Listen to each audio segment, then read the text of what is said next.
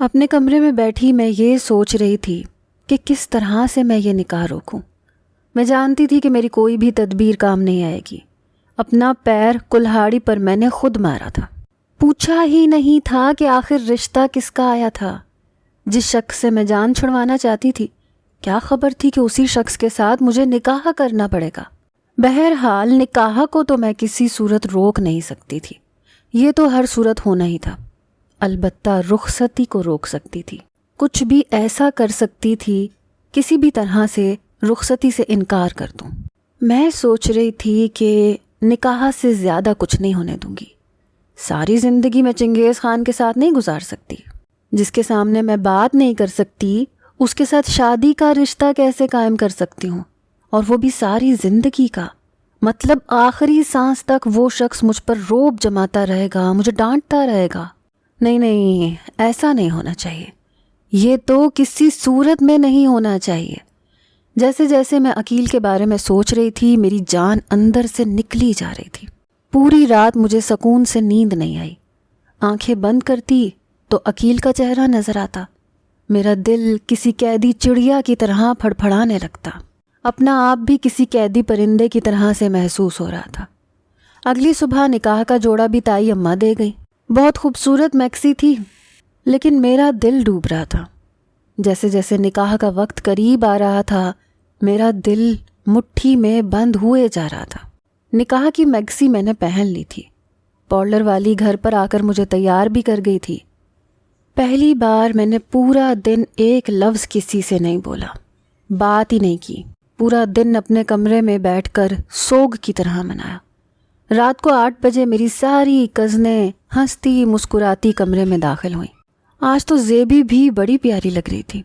ہنستی مسکراتی میرے پاس آئی، کہنے لگی چلو اب تو ہمیشہ کے لیے تمہارے پاؤں میں بیڑیاں لگنے والی ہیں، وہ بھی عقیل کے نام کی۔ واقعی اس شخص کے نام کی تو مجھے بیڑیاں ہی پڑ سکتی تھیں۔ میں اس شخص سے کسی بھی خوبصورت جذبے اور بات کی امید نہیں کر سکتی تھی۔ بہرحال زیبی کا ہاتھ پکڑے میں باہر تک آئی۔ سارا ارینجمنٹ لان میں کیا گیا تھا، کافی سجاوٹ کی گئی تھی۔ میرا ہاتھ اس وقت برف کی مانند ٹھنڈا تھا۔ زیبی کہنے لگی تمہیں کیا ہوا ہے؟ کیوں اتنا گھبرا رہی ہو؟ میں اسے کیا کہتی کہ میں کس بڑی مصیبت میں پھنسنے جا رہی ہوں۔ بہرحال اس مصیبت کا انتخاب تو میں نے خود کیا تھا، کسی سے کیا شکوہ کر سکتی تھی۔ جیسے ہی میں لان کے اندر داخل ہوئی، سامنے ہی اسٹیج پر وہ بلیک کلر کے پینٹ کوٹ میں صوفے پر بیٹھا تھا۔ تب بھی وہ مجھے غصے سے ہی دیکھ رہا تھا۔ نظروں کے تصادم پر میں نے فوراً سے نظریں جھکا لیں۔ نکاح خواں بھی ساتھ بیٹھا تھا، جو کہ مجھے نکاح کے نام پر موت کی خبر سنانے والا تھا۔ پتہ نہیں کیوں جیسے جیسے میں اسٹیج کی جانب جا رہی تھی، دل زور زور سے تڑپ رہا تھا۔ زیبی نے مجھے اس چنگیز خان کے ساتھ بٹھا دیا۔ نکاح بھی شروع ہو گیا۔ نکاح قبول کرتے ہوئے میرے حلق سے آواز ہی نہیں نکل رہی تھی۔ اوپر سے عامر کی اٹکھیلیاں شروع تھیں۔ میرے برابر والے صوفے پر بیٹھا ہوا تھا۔ کہنے لگا دلہن کو کہیں با آواز بلند کہے کہ قبول ہے، ہمیں آواز نہیں آ رہی۔ ایک تو پہلے ہی میرے حلق میں سے آواز نہیں نکل رہی تھی، اوپر سے عامر کی بات مجھے اپنے زخموں پر نمک چھڑکتی ہوئی محسوس ہو رہی تھی۔ زیبی کہنے لگی تم آرام سے بیٹھ جاؤ، شرم حیا بھی کوئی چیز ہوتی ہے، ویسے بھی میری بہن شرمیلی ہے۔ زیبی کی بات پر وہ ہنسنے لگا۔ زیبی آپی آپ کو تو پتہ نہیں سین کیا ہوا ہے، یہ تو میں جانتا ہوں اس وقت آپ کی بہن کی حالت کیا ہے۔ یہ تو سچ تھا، اس وقت وہی کمینہ میری حالت سے واقف تھا۔ بہرحال سائن کرتے ہوئے میرے ہاتھ کپ کپا رہے تھے۔ نکاح ہوتے ہی نکاح خواں اٹھ کر جا چکا تھا۔ میرے سارے کزنز میرے ساتھ بیٹھ کر تصویریں کھنچوا رہے تھے، لیکن میں کسی پتھر کی مورت کی طرح بیٹھی تھی، نہ ہنس رہی تھی نہ میں کسی سے بات کر رہی تھی۔ کچھ دن پہلے مجھے اس نکاح کا بے صبری سے انتظار تھا۔ مجھے یہ نہیں پتا تھا کہ نکاح ہو کس کے ساتھ رہا ہے، اور مجھے کوئی فرق بھی نہیں پڑتا تھا کہ میری شادی کس کے ساتھ ہو رہی ہے اور وہ کیسا ہے۔ اس حوالے سے میں نے اپنی آنکھوں میں کوئی بھی خواب نہیں سجائے تھے، نہ ہی کوئی آئیڈیا بنایا تھا۔ البتہ اگر میں کسی سے شادی نہیں کرنا چاہتی تھی تو وہ صرف عقیل تھا۔ آہستہ آہستہ سبھی اسٹیج سے اٹھ کر جا چکے تھے۔ کھانا بھی لگ چکا تھا۔ اس وقت میں اور عقیل ہی اسٹیج پر بیٹھے تھے اور میں اس انتظار میں تھی کہ زیبی آئے اور میں اس کے ساتھ اندر جا سکوں، لیکن تب ہی میرا صوفے پر رکھا ہاتھ پکڑ کر اس نے ذرا سا دبایا۔ میری تو جیسے جان نکلی۔ وہ کان کے قریب آ کر کہنے لگا، مجھے ابھی تک یقین نہیں آ رہا کہ تم نے مجھ سے نکاح کے لیے اپنی رضامندی دی تھی۔ مجھ سے؟ اب یہاں میں کیا کہتی کہ میں تو دھوکے میں ماری گئی۔ میں نے ہچکچاتے ہوئے اپنا ہاتھ ان کے ہاتھ سے کھینچنا چاہا، لیکن گرفت اور بھی مضبوط ہو گئی۔ میں نے کہا، میرا ہاتھ چھوڑیں۔ کہنے لگا، کیوں؟ اب تو تمہارے سرتاج ہونے کا سرٹیفکیٹ بھی مجھے مل چکا ہے۔ چلو جو ہوا اچھا ہوا، مجھے تو یہ ڈر تھا کہ کہیں تمہارا رشتہ کسی اور جگہ نہ ہو جائے، خواہ میری محنت پر پانی پھر جاتا۔ لیکن اب میں مطمئن ہوں، کم از کم MBBS تو آرام سے کمپلیٹ کر لو گی، اور دیکھو اب تم میری منکوحہ ہو، اس لیے اسکالرشپ لینے کی پوری کوشش کرنا۔ شاید یہ پہلا شخص ہوگا جو نکاح کے بعد اپنی منکوحہ سے ایسی باتیں کر رہا تھا۔ میرا دل تو اس وقت خون کے آنسو رو رہا تھا۔ اپنی آنکھوں کے سامنے موٹی موٹی میڈیکل کی کتابیں نظر آ رہی تھیں، اور یہ چنگیز خان تو اب مجھے چھوڑے گا نہیں۔ میں ابھی یہی سوچ رہی تھی کہ جب اس نے میرا ہاتھ اپنے ہاتھ میں لے کر اس پر لگی مہندی دیکھنے لگا۔ کہنے لگا، یہ چنگیز خان کون ہے جس کا نام تم نے مہندی سے لکھوایا ہے؟ لہجہ تو پہلے ہی اس شخص کا ہمیشہ سرد ہی ہوتا تھا، لیکن اب سخت بھی لگ رہا تھا۔ میں نے ہاتھ کھینچ لیا۔ کچھ دیر بعد وہ سوچ کر کہنے لگا، او سمجھ گیا۔ پھر کہنے لگا، ابھی تو میں تمہاری ساری فضول حرکتیں اس لیے برداشت کرتا رہا کیونکہ تم صرف میری کزن تھی، لیکن اب تم مجھے بالکل الف کی طرح سیدھی نظر آؤ تو بہتر ہے۔ میرے بارے میں ایسے القاب دوبارہ استعمال نہیں کرنا، ورنہ تم میرے مزاج سے واقف ہو۔ یہ کہہ کر وہ میرے پاس سے اٹھ کر چلا گیا، سامنے اپنے دوستوں اور کزنوں کے پاس چلا گیا۔ کچھ دیر بعد زیبی میرے پاس آئی، کہنے لگی، کچھ کھانا لا کر دوں تمہیں؟ میں نے کہا، نہیں، بس مجھے اندر جانا ہے۔ میں نہیں چاہتی تھی کہ سب کے سامنے میرے آنسو نکلیں۔ پتہ نہیں میری قسمت شروع سے اتنی خراب کیوں تھی۔ مجھے اول تو اس گھر میں پیدا ہی نہیں ہونا چاہیے تھا، جہاں بچے کو پیدا ہوتے ہی گھٹی کی جگہ واٹر کا فارمولہ گھول کر پلا دیا جاتا تھا۔ مطلب صرف اچھی تعلیم اور بہترین کریئر، بس اسی چیز پر سب کا فوکس تھا، جیسے زندگی بس اسی کے گرد گھومتی ہو۔ پیار محبت نام کی کوئی چیز ہی نہیں تھی۔ میں اپنی قسمت پر آنسو بہا کر کیا کرتی؟ ابھی پری میڈیکل کے پیپرز کے بعد میری سہیلیاں یہ کہہ رہی تھیں کہ ہمارے گھر والوں نے تو صاف کہہ دیا ہے، آگے پڑھنے کی ضرورت نہیں ہے، جیسے ہی اچھا رشتہ آئے گا شادی کر دیں گے۔ پتہ نہیں کیسے ماں باپ ہوتے ہیں جنہیں اپنے بچوں کا اتنا احساس ہوتا ہے کہ بچے پڑھ پڑھ کر اسی گھر میں رہ جائیں گے۔ ایک میرے گھر والے شادی بھی ایسے کھڑوس انسان سے کر رہے ہیں، نکاح پر بھی اس کے منہ سے ایک پیار بھرا لفظ نہیں نکلا تھا، یہ بھی نہیں کہا تھا کہ اچھی لگ رہی ہو، نہیں، وہی روبدار لہجہ۔ میں اپنے کمرے میں آ گئی۔ سب سے پہلے تو اپنے کپڑے تبدیل کیے، پھر ہاتھ منہ دھویا، جسے دھوتے ہوئے میں نے کئی آنسو بہائے، لیکن بہرحال سوچ چکی تھی کہ عقیل سے رشتہ صرف نکاح تک محدود رہے گا۔ اتنا تنگ کروں گی کہ 1 مہینے کے اندر مجھے طلاق دے دے گا۔ بہت شوق ہے اس کو مجھے ڈاکٹر بنانے کا، اب میں دیکھتی ہوں کیسے بناتے ہیں۔ میں پڑھوں گی ہی نہیں تو کیا کر لے گا؟ میں بھی مصمم ارادہ باندھ چکی تھی۔ کچھ دیر بعد میرے کمرے کا دروازہ کھلا، سامنے عامر اور زیبی تھے۔ وہ میرے لیے کھانا سجا کے لائے تھے۔ مجھے یوں سادہ کپڑوں میں دیکھ کر عامر کہنے لگا، یہ کیا کیا ہے تم نے لڑکی؟ اتنی جلدی کیوں کپڑے تبدیل کر لیے؟ ارے بھائی، ابھی تو عقیل بھائی نے نظر بھر کے تمہیں دیکھا بھی نہیں، ہم نے تو بہت کچھ پلان کر رکھا تھا۔ زیبی بھی مجھے دیکھ کر حیران تھی، کہنے لگی، ثنا، اتنی جلدی کیوں تم نے اپنا جوڑا تبدیل کر لیا؟ میرے دل میں اس شخص کے لیے کوئی ارمان تھا ہی نہیں، اور ویسے بھی اس شخص سے مجھے چڑ تھی۔ میں کیوں اس کی خاطر ریڈی ہو کر تیار رہتی؟ میں نے کہا، بس مجھے گھٹن ہو رہی تھی۔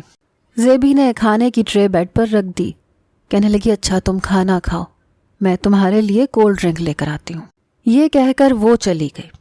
عامر میرے برابر میں بیٹھ گیا.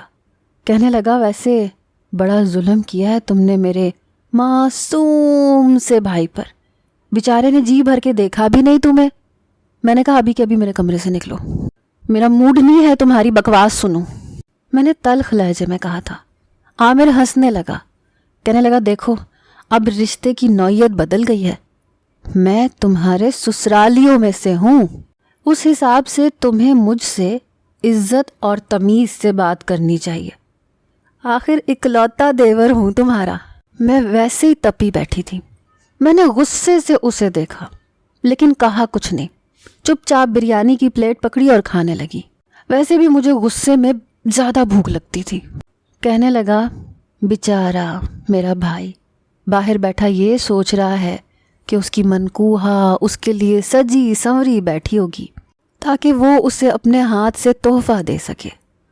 کیا کچھ نہیں پلان کیا تھا رات کو ہم لوگوں نے, لیکن منکوہا صاحبہ کو کوئی پرواہ ہی نہیں ہے. آلتی پالتی مارے بریانی کھانے میں مصروف ہے. اس کی بات سن کر میری چمچی رکی تھی.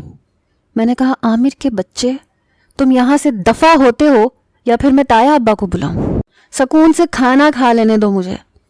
کہنے لگا ٹھیک ہے کھاؤ کھاؤ میں نہیں آتا. یہ کہہ کر وہ باہر چلا گیا. کچھ دیر بعد زیبی اندر آئی, میرے لیے کولڈ ڈرنک لے کر آئی.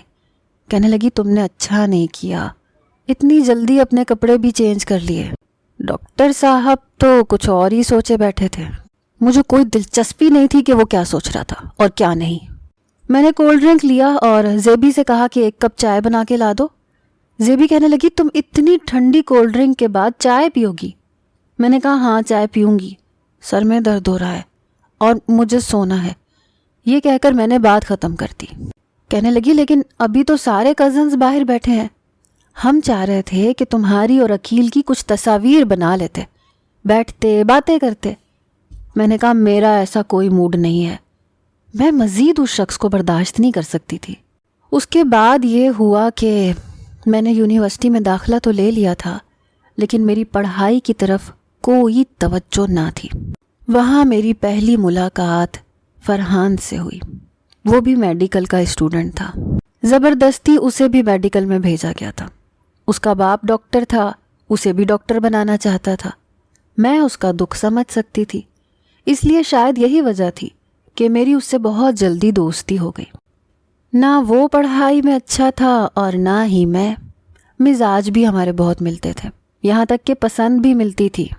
میں نہیں جانتی کہ فرحان میں ایسی کیا بات تھی کہ میں اس کی طرف متوجہ ہونے لگی. ہم بڑی دلچسپ باتیں کرتے تھے. ایک بار مجھ سے کہنے لگا کہ کاش ہمارے والدین یہ کوشش کریں کہ ان کے بچے کیا بننا چاہتے ہیں, ہمیں ہماری دلچسپی پر چھوڑ دیں لیکن وہ اپنی خواہش میں ضد نہ کریں تو شاید ہم کامیابی کی طرف بھی جا سکیں. میں نے کہا ایسا کوئی نہیں سوچتا, بس ہمارے معاشرے میں سب کچھ مسلط کیا جاتا ہے. کہنے لگا تمہاری اور میری سوچ بہت ملتی ہے. اس کے بعد کہنے لگا مجھے تم اچھی بھی بہت لگتی ہو. پوری کلاس میں مجھے واحد ایک تم ہی اچھی لگتی ہو. ہم دونوں کینٹین میں بیٹھے تھے جب اس نے بڑے آرام سے میری تعریف کی. یہاں تک تو ٹھیک تھا. پھر اس نے کہا کہ ایک بات کہوں, تم مائنڈ تو نہیں کرو گی؟ میں نے کہا نہیں کہو, کیا کہنا ہے. پھر وہ کچھ دیر چپ ہو گیا. کولڈ ڈرنک پکڑ کر ایک ایک گھونٹ پینے لگا. پھر کہنے لگا کچھ دنوں سے تم میرے خوابوں میں آنے لگی ہو, میرے گھر میں ہنسنے لگی ہو. میں نے کہا پاگل ہو گئے ہو کیا؟ کہنے لگا ایسا ہی سمجھ لو. پھر میرا ہاتھ پکڑ لیا. میں تو اچھمبے میں آ گئی. کہنے لگا ثنا آئی لو یو. پھر اپنی جیب میں سے ایک ڈبی نکالی اور ٹیبل پر رکھ دی. کہنے لگا میں نے اپنی پاکٹ منی کے پیسے جمع کر کے تمہارے لیے گولڈ کی رنگ لی ہے. دیکھو بہت زیادہ مہنگی تو نہیں ہے لیکن اگر تمہیں میری محبت قبول ہو تو اس انگوٹھی کو تم اپنے ہاتھ میں پہن لو. کافی خوش شکل نوجوان تھا.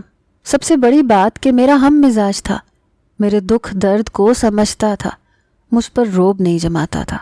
اس سے بات کرتے ہوئے میں ہچکچاتی نہیں تھی. کچھ دیر تو میں اسے دیکھتی رہی. اس کی آنکھوں میں اس وقت میری محبت کے دیپ جل رہے تھے. کہنے لگا کیا سوچ رہی ہو؟ میں کیا سوچ سکتی تھی؟ میرا تو دماغ سوچنے سمجھنے سے قاصر ہو گیا۔ ہاں، اگر عقیل کے ساتھ میرا نکاح نہ ہوا ہوتا تو میں ضرور اس کے بارے میں سوچتی۔ میں نے وہ انگوٹھی اپنی جانب سے پیچھے کر کے اس کی جانب بڑھا دی۔ میں نے کہا، فرحان میں یہ نہیں پہن سکتی۔ کہنے لگا، کیوں نہیں پہن سکتی؟ پھر کہنے لگا، او ہاں، ظاہر ہے تمہارے اور میرے سٹینڈرڈ میں تھوڑا فرق ہے، شاید اس لیے۔ وہ مڈل کلاس سے تعلق رکھتا تھا اور میرا تعلق بہت امیر خاندان سے تھا۔ وہ تو مڈل کلاس بھی نہیں تھا۔ ہمارا اچھا خاصا بنگلہ تھا، کھاتا پیتا گھرانہ تھا، کسی چیز کی کبھی کوئی کمی نہیں ہوئی تھی۔ لیکن جس گھرانے سے وہ تعلق رکھتا تھا وہاں پر بہت سی خواہشات کو مارا جاتا تھا، صرف ضروریات ہی پوری ہوتی تھیں۔ میں نے کہا، بات یہ نہیں ہے۔ کہنے لگا، دیکھو MBBS تو مجھے کرنا ہے کیونکہ میرے باپ نے اپنی ساری جمع پونجی مجھ پر لگا دی ہے اور میں محنت بھی خوب کروں گا، ڈاکٹر بھی بن جاؤں گا، لیکن اس طرح سے میرے دیے ہوئے تحفے کو انکار نہ کرو۔ میں نے کہا، مسئلہ یہ نہیں ہے، مجھے تمہارے مڈل کلاس کے گھرانے ہونے سے کوئی فرق نہیں پڑتا، تم اچھے لڑکے ہو، لیکن میں کسی کے نکاح میں ہوں۔ میری بات سن کر اس کے چہرے کی رنگت اڑ گئی۔ کہنے لگا، پہلے کیوں نہیں بتایا تم نے؟ پچھلے 4 ماہ سے ہم لوگ آپس میں باتیں کر رہے ہیں۔ کہنے لگا، میں نے تو تم سے کچھ بھی نہیں چھپایا، میں نے اپنے گھر کے حالات بھی نہیں چھپائے۔ سنت، تم نے اتنی بڑی بات مجھ سے کیوں چھپائی؟ میں تو تمہاری محبت میں بہت آگے بڑھ چکا ہوں، اتنا کہ پیچھے جا ہی نہیں سکتا۔ تمہیں میری محبت کا اس بات سے اندازہ ہونا چاہیے کہ میں نے اپنی چھوٹی سی پاکٹ منی میں، جو مجھے مہینے میں اپنے باپ سے صرف چند 1000 روپے کی ملتی تھی، اسے جمع کر کے تمہارے لیے خوبصورت سی رنگ خریدی۔ تم نے اچھا نہیں کیا میرے ساتھ۔ میرا دل تو اس وقت دھڑکا جب اس کی آنکھوں میں آنسو جھلملا رہے تھے۔ وہ فوراً سے اٹھ کر چلا گیا۔ مجھے بہت برا لگ رہا تھا۔ عقیل سے نکاح کا مجھے پچھتاوا تھا، ہر روز ہوتا تھا، لیکن جتنی شدت سے آج ہو رہا تھا پہلے کبھی نہیں ہوا تھا۔ وہ مخملی ڈبی ابھی بھی میرے سامنے پڑی تھی اور وہ جا چکا تھا۔ میں نے وہ ڈبی اٹھا کے اپنے پرس میں رکھ لی۔ ویسے بھی کلاسز آف ہو چکی تھیں، میں نے سوچا کہ کل اسے واپس کر دوں گی، لیکن میرا دل بے حد افسردہ تھا۔ گھر آ کر بھی میں اس کے بارے میں سوچنے لگی۔ کاش میرا عقیل سے نکاح نہ ہوا ہوتا۔ فرحان اچھا نوجوان تھا، میرے لیے بہت کچھ کرنے والا تھا، اور سب سے بڑی بات یہ کہ مجھ سے محبت کرتا تھا۔ اس میں وہ ہر خوبی تھی جو عقیل میں نہیں تھی۔ اب میں سوچ رہی تھی کہ کس طرح سے عقیل سے پیچھا چھڑوایا جا سکتا ہے۔ پہلے تو میرے پاس کوئی آپشن نہیں تھا، لیکن اب فرحان تھا۔ سب سے بڑی بات کہ وہ مجھ سے محبت کرتا تھا، اور کہیں نہ کہیں شاید میں بھی اسے پسند کرنے لگی تھی۔ میں نے سوچا کہ سب سے پہلے مجھے اپنا رزلٹ خراب لانا چاہیے تاکہ اسے مجھ پر غصہ آئے۔ کچھ بھی تھا، اب وہ مجھے پڑھا نہیں سکتا تھا۔ تایا ابا سے کبھی بھی اس چیز کی اجازت اسے نہیں ملتی کہ وہ تنہائی میں مجھے پڑھائے، جبکہ میں اس کی منکوحہ ہوں۔ یہ ترکیب ایسی تھی جو کہ 100% کام کرتی۔ میں نے یہی کیا تھا۔ پہلے سیمسٹر میں میں نے بڑے گندے نمبر لیے۔ اس کا سب سے زیادہ افسوس بھی عقیل کو تھا۔ ڈائننگ ٹیبل پر ہی مجھ پر برس پڑا۔ کہنے لگا، یہ کیا کیا ہے تم نے؟ تمہیں اندازہ ہے تمہاری 1 سیمسٹر کی فیس کتنی ہے؟ عقیل کو تکلیف ہوئی تھی کیونکہ نکاح کے فوری بعد میرے سارے خرچے تایا ابا نے اس پر ڈال دیے تھے۔ کہتے تھے کہ اب ثنا تمہاری ذمہ داری ہے۔ کہنے لگا، پیسے درختوں پر نہیں اگتے۔ کیا اندازہ ہے تمہیں کتنی محنت سے کمائے جاتے ہیں؟ تمہیں اس چیز کا تو احساس ہونا چاہیے، کم از کم تھوڑی محنت کر سکتی تھیں۔ سب خاموش تھے۔ میں چپ چاپ کھانا کھائے جا رہی تھی۔ اس بار میں اپنے کھانے کے نوالے نہیں روک رہی تھی، حالانکہ حلق میں اٹک اٹک کے نیچے جا رہے تھے۔ ڈر لگنے لگ گیا تھا، لیکن سوچ چکی تھی کہ اب نہیں ڈروں گی۔ خاموشی سے میں اس کی باتیں سنتی رہی۔ تایا ابا بھی پہلے خاموش تھے، لیکن جب وہ مجھے بہت زیادہ ڈانٹنے لگا تو کہنے لگے، بچی ہے، بس بھی کرو، پڑھ لے گی۔ کہنے لگا کہ بس کر دیں، بچی بچی کہہ کہہ کے آپ نے اسے سر پر چڑھا رکھا ہے۔ اسے احساس تک نہیں ہے کہ اس نے کیا کیا ہے۔ میری برداشت کی حد ختم ہو گئی۔ میں نے باقی کا کھانا وہیں چھوڑ دیا اور کھڑی ہو گئی۔ میں نے کہا کتنے پیسے لگے ہیں آپ کے؟ میں آپ کو آپ کی ساری رقم واپس کر دیتی ہوں، لیکن صاف بات یہ ہے کہ میں میڈیکل نہیں پڑھ سکتی، مجھ سے نہیں پڑھا جاتا۔ اب ان سے کہیں کہ یہ جو کر سکتے ہیں کر لیں، لیکن میں اب مزید میڈیکل نہیں پڑھوں گی، میرے بس کی بات نہیں ہے۔ میں یہ کہہ کر ٹیبل سے اٹھ کر اپنے کمرے میں چلی گئی۔ میں جانتی تھی یہ بات عقیل سے کبھی بھی برداشت نہیں ہوتی کہ میں میڈیکل کی پڑھائی چھوڑ دوں۔ باہر سے مجھے ابھی بھی بحث کی آوازیں آ رہی تھیں۔ اس لڑکی میں احساس ذمہ داری نہیں ہے۔ مجھے کوئی پرواہ نہیں تھی۔ میں نے فرحان کو فون کیا۔ میں نے کہا تمہاری انگوٹھی وہیں پہ رہ گئی تھی، وہ میں لے آئی ہوں، کل تمہیں واپس کر دوں گی۔ کہنے لگا اپنے پاس میری یاد سمجھ کے رکھ لو۔ میں نے کہا دیکھو فرحان، میں کیا کر سکتی ہوں؟ فرحان کہنے لگا اس وقت بات نہیں کر سکتے، میں ہسپتال میں ہوں۔ یہ سن کر میری جان نکلی تھی۔ میں نے کہا کیا ہوا ہے تمہیں؟ کہنے لگا تمہیں کیا فرق پڑتا ہے؟ تم نہیں جانتی تم میرے لیے کیا ہو۔ اگر تمہارے دل میں میرے لیے ذرا سی بھی محبت ہے تو مجھ سے ملنے آ جانا۔ یہ کہہ کر اس نے فون بند کر دیا اور واٹس ایپ پر ایک ہسپتال کا ایڈریس بھیجا۔ لیکن میں یہ سوچ رہی تھی کہ میں کیسے ہسپتال پہنچ جاؤں، پتہ نہیں اسے کیا ہوا تھا۔ بہرحال میں اپنی دوست کے گھر جانے کا بہانہ کر کے رکشے میں بیٹھی اور سیدھا ہسپتال پہنچ گئی۔ جیسے ہی میں اس کے کمرے میں آئی تو وہ بیڈ پر لیٹا ہوا تھا، ڈرپ لگی ہوئی تھی۔ میں نے کہا کیا ہوا ہے تمہیں؟ کہنے لگا بس تمہارے نکاح والی بات برداشت نہیں ہوئی۔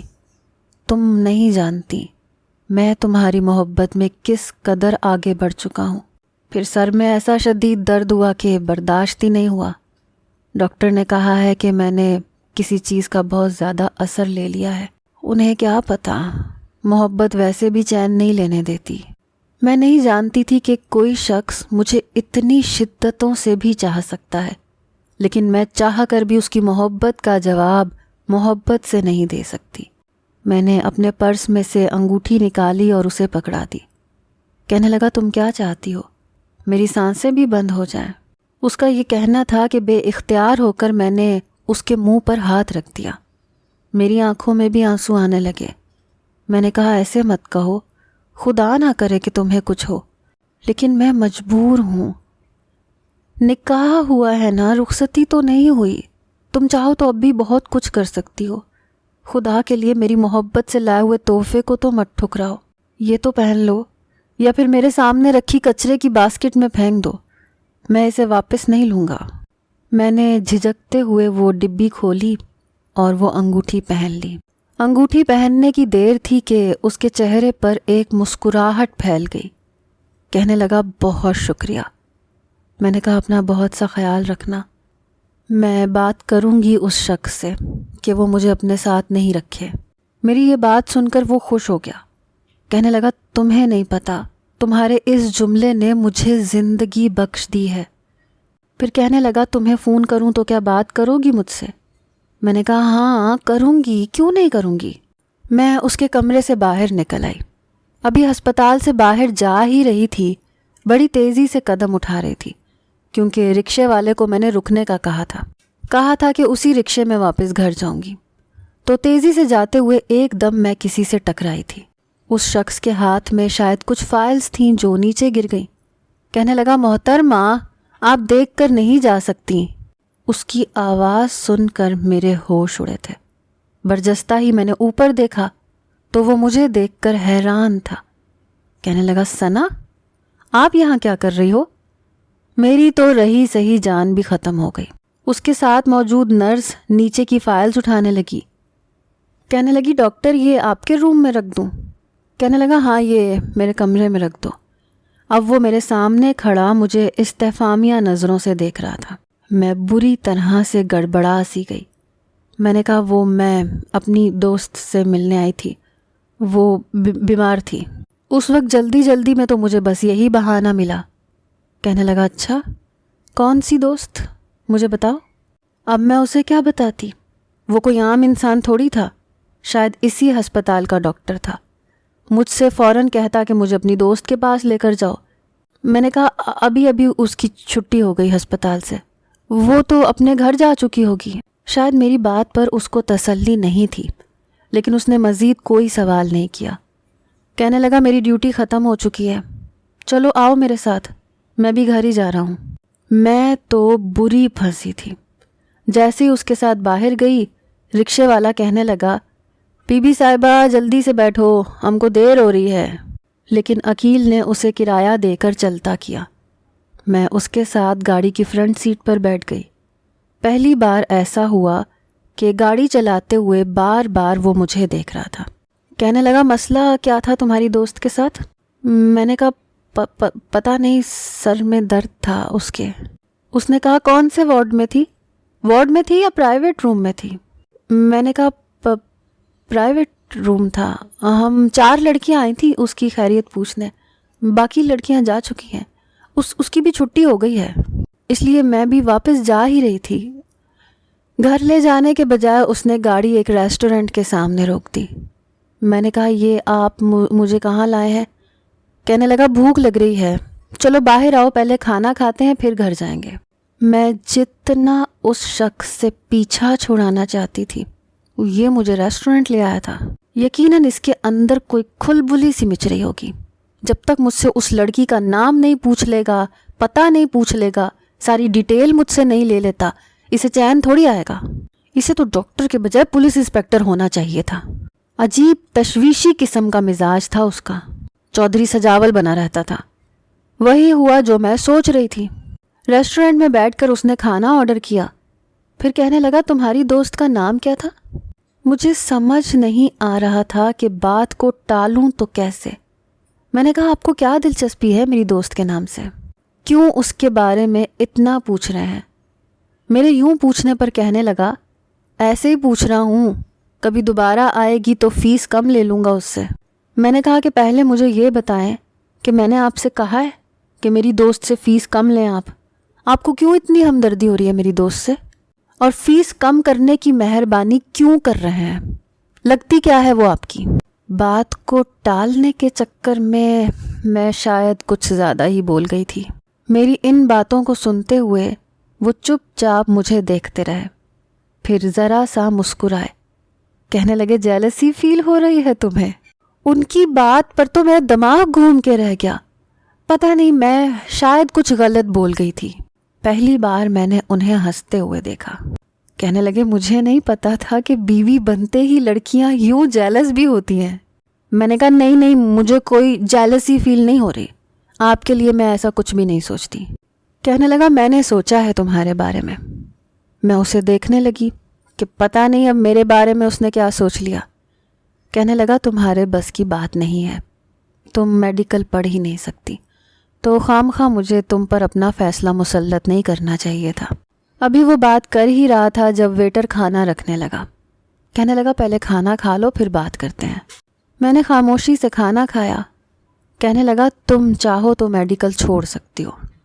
میں نے کہا بہت شکریہ۔ کھانا کھاتے کھاتے کہنے لگا اب آگے کیا ارادہ ہے تمہارا؟ میں نے کہا ابھی سوچا نہیں ہے میں نے، لیکن یہ تو پکا ہے کہ مجھے پڑھنا نہیں ہے۔ کہنے لگا ٹھیک ہے، پڑھنا نہیں ہے تو پھر اور کیا کرنا ہے؟ میں کھانا کھا چکی تھی، اب ان کے سوال کا میرے پاس کوئی جواب نہیں تھا۔ میں نے کہا ظاہر سی بات ہے، اماں کے ساتھ کام کروا لوں گی۔ میری بات سن کر کہنے لگا وہ تو تمہیں سب آتا ہے، کچھ اور سوچو، کچھ اور کرنے کے بارے میں سوچو۔ یہ کہتے ہوئے انہوں نے اپنی جیب میں سے ایک مخملی ڈبیا نکالی اور میری جانب اپنا ہاتھ بڑھا دیا۔ میں اس شخص سے کچھ بھی توقع نہیں کر سکتی تھی، لیکن ایسی توقع تو ہرگز بھی نہیں کر سکتی تھی۔ میں نے اپنے دونوں ہاتھ جو کہ ٹیبل پر رکھے تھے ان کو اپنی گود میں رکھ لیا۔ میں فرحان سے وعدہ کر کے آئی تھی، اس کے نام کی انگوٹھی پہنے ہوئے تھی، اب عقیل کی طرف تو ہاتھ نہیں بڑھا سکتی تھی۔ کہنے لگے ثنا اپنا ہاتھ دو، نکاح کے بعد میری خواہش تھی کہ تمہیں سب کزنز کے سامنے یہ پہناتا، لیکن تم نے ایسا کچھ کرنے کا موقع ہی نہیں دیا۔ میں نے کہا آپ مجھے دے دیں، میں گھر جا کے پہن لوں گی۔ میری بات سن کر کہنے لگا اب اتنا بھی ان رومانٹک نہیں ہوں میں، لاؤ اپنا ہاتھ دو، میں خود پہناؤں گا۔ میں نے اپنا ہاتھ ڈرتے ڈرتے ان کی طرف بڑھایا۔ میرے ہاتھ میں پہلے ہی فرحان کی پہنائی ہوئی انگوٹھی تھی۔ وہ دیکھ کر کہنے لگے پہلے یہ اتارو، اس انگلی میں صرف میرے نام کی انگوٹھی ہونی چاہیے، کیونکہ ثنا اس انگلی کی نس سیدھی دل تک جاتی ہے۔ میں یہ سمجھ نہیں پا رہی تھی کہ کیا کروں اور کیا نہ کروں۔ میں نے کہا میں یہ نہیں اتار سکتی۔ کہنے لگے کیوں؟ میں نے کہا یہ میری دوست نے مجھے دی تھی اور اس نے وعدہ لیا تھا کہ یہ انگوٹھی میں کبھی بھی نہیں اتاروں گی، آپ پلیز دوسرے ہاتھ میں پہنا دیں۔ میں نے دوسرا ہاتھ اس کی طرف بڑھا دیا، لیکن اس نے میرے ہاتھ سے وہ انگوٹھی اتاری اور میری دوسری ہتھیلی میں رکھ دی۔ کہنے لگا اس پر میرا حق ہے اور میں یہ بالکل برداشت نہیں کروں گا کہ میرے حق پر تم کسی اور کو اہمیت دو، اسے تم دوسرے ہاتھ میں پہن لو۔ وہ انگوٹھی میرے ہاتھ میں پہنا چکے تھے۔ میں ہکا بکا ان کا چہرہ دیکھ رہی تھی۔ کہنے لگے اب تم نے آگے نہیں پڑھنا ہے تو میں سوچ رہا تھا کہ پھر ہماری رخصتی ہو جانی چاہیے۔ یہ سن کر تو میری جان نکلی تھی۔ کہنے لگے میں ابا سے بات کرتا ہوں، وہ چچا چچی سے کہہ دیں گے۔ میرا خیال سے شادی کی تیاریوں کی کوئی خاص ضرورت تو ہے نہیں، نہ مجھے جہیز لینا ہے اور نہ میں لوں گا، 1 مہینے کا ٹائم بہت ہے۔ ان کا ارادہ سن کر مجھے لگا جیسے میرا دل دھڑکنا بند ہو جائے گا۔ میں واپس آ کر اپنے کمرے میں چلی گئی۔ جیسے ہی کمرے میں پہنچی فرحان کی کال آنے لگی۔ میں نے فون اٹھایا تو کہنے لگا ثنا بس اب مجھ سے انتظار نہیں ہوتا، جلدی سے اپنے کزن سے یہ رشتہ ختم کرو، یہ نہ ہو کہ انتظار کرتے کرتے میں قبر تک پہنچ جاؤں۔ میرا تو دماغ چکرانے لگا، کیا کروں کیا نہ کروں سمجھ نہیں آ رہا تھا۔ ایک فرحان تھا جو مجھ سے شدت سے محبت کرتا ہے، شاید میرے لیے وہ مر جاتا۔ دوسری طرف عقیل سے پیچھا چھڑوانا اب مجھے اتنا آسان نہیں لگ رہا تھا جتنا میں سمجھ رہی تھی، لیکن بہرحال میں فرحان کو نہیں چھوڑ سکتی تھی۔ اس لیے اگلے ہی روز میں نے عقیل کے موبائل پر میسج کیا، مجھے آپ سے اکیلے میں کچھ بات کرنی ہے۔ وہ کہنے لگا ہاں تو میرے کمرے میں آ جاؤ۔ میں نے کہا نہیں، گھر پر نہیں کر سکتی۔ کہنے لگا کیوں نہیں کر سکتی؟ میں نے کہا سب دیکھیں گے تو برا لگے گا۔ وہ کہنے لگا ہمارے گھر والے اتنی چھوٹی سوچ کے مالک نہیں ہیں کہ ہمارے کردار پر شک کریں۔ تم چاہو تو میں تمہارے کمرے میں آ جاتا ہوں، مجھ پر کوئی شک نہیں کرے گا۔ میں نے کہا آپ رات کے وقت چھت پر آ سکتے ہیں؟ میری اس بات پر کہنے لگا رات کے وقت چھت پر؟ دیکھو دن کے وقت تم میرے کمرے میں آ جاؤ یا میں تمہارے کمرے میں آ جاؤں، کوئی بھی ہم پر شک نہیں کرے گا، لیکن اگر رات کے وقت ہم دونوں چھت پر گئے پھر ضرور کوئی نہ کوئی شک کر سکتا ہے۔ میں نے کہا لیکن میں آپ کے کمرے میں آ کر بات نہیں کر سکتی۔ کہنے لگے چلو ٹھیک ہے، آ جانا چھت پر رات کو۔ جب سب سو گئے تو میں اپنے کمرے سے نکل کر چھت پر چلی گئی۔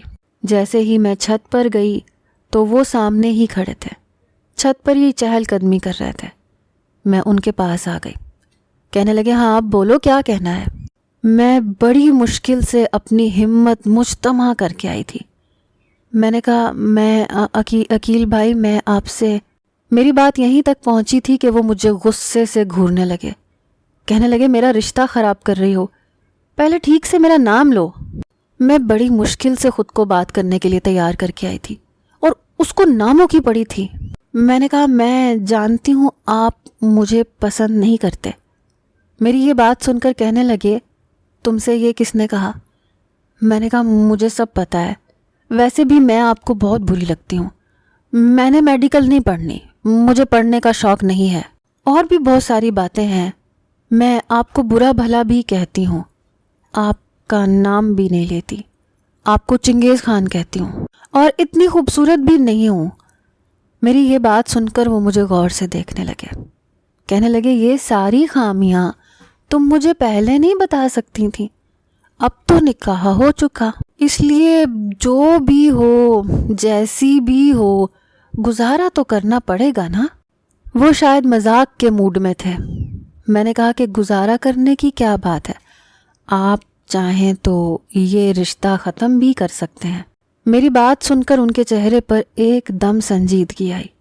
دماغ ٹھیک ہے تمہارا؟ ہوش میں ہو تم؟ کیا کہہ رہی ہو؟ دیکھو، مذاق اپنی جگہ، لیکن اس طرح کی گھٹیا بات میں دوبارہ تمہارے منہ سے نہیں سننا چاہتا۔ میں تو رات کے اس پل ٹھنڈی ٹھنڈی ہوا میں تمہارے منہ سے اپنے لیے اظہار محبت سننا چاہتا تھا، لیکن چھوڑو اس بات کو، میں خود ہی کر دیتا ہوں۔ لیکن میرا ارادہ یہ تھا کہ رخصتی کے بعد کرتا، لیکن اظہار سنانے کا یہ کون سا طریقہ ہے کہ تم سامنے والے کی جان ہی نکال لو۔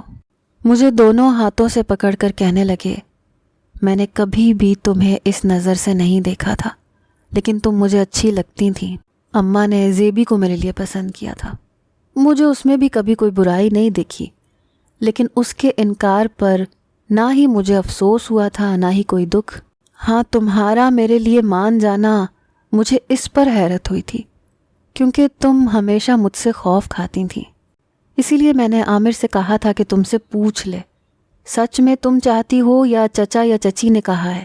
نکاح کے بعد میری سوچ بدلنے لگی، مجھے تم اور بھی زیادہ اچھی لگنے لگی۔ بس اس سے زیادہ تعریف کی مجھے عادت نہیں ہے، میں کوئی شاعر نہیں ہوں۔ میں نے کہا، عقیل، میں آپ سے شادی نہیں کر سکتی، بلکہ رخصتی نہیں کر سکتی۔ اس نے اس بات پر مجھے حیرت سے دیکھا، کہنے لگا، کیوں؟ میں نے کہا، میں کسی اور سے محبت کرتی ہوں، خدا کے لیے مجھے طلاق دے دیں۔ میں نہ تو آپ کے ساتھ رہ سکتی ہوں نہ میں آپ کو خوش رکھ سکتی ہوں۔ یہ کہہ کر میں فوراً نیچے جانے لگی۔ اس نے میرا بازو پکڑ کر اپنے مقابل کھڑا کر لیا، کہنے لگے، تمہارا دماغ تو درست ہے، پاگل تو نہیں ہو گئی تم؟ ہوش میں تو ہو؟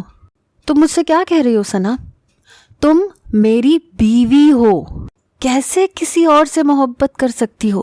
نکاح میں رہتے ہوئے تم کسی کے بارے میں سوچ بھی کیسے سکتی ہو؟ کون ہے وہ؟ بتاؤ مجھے۔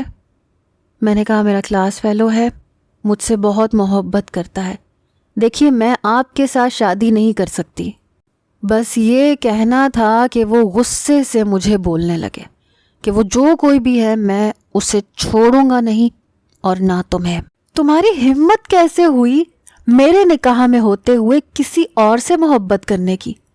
ثنا، میں سوچ بھی نہیں پا رہا جو تم مجھے بڑے آرام سے کہہ رہی ہو۔ میں رونے لگی۔ میں نے کہا، میں آپ کے ساتھ نہیں رہنا چاہتی۔ وہ کہنے لگا، میں آج ہی ابا سے بات کرتا ہوں، اسی جمعے کو رخصتی کا انتظام کرتے ہیں، تمہارا دماغ تو میں بعد میں ٹھیک کر دوں گا۔ یہ کہہ کر اس نے میرا بازو چھوڑ دیا، کہنے لگے، دفع ہو جاؤ، اور آج کے بعد تم اس گھر سے باہر قدم نہیں رکھو گی۔ باقی رہ گیا وہ لڑکا، تو میرے لیے وہ جاننا مشکل نہیں ہے کہ وہ کون ہے، چھوڑوں گا تو میں اسے بھی نہیں۔ یہ کہہ کر وہ چھت سے نیچے چلا گیا۔ میرا دل یوں تھا کہ خوف کے مارے دھڑکنا بھول گیا ہو۔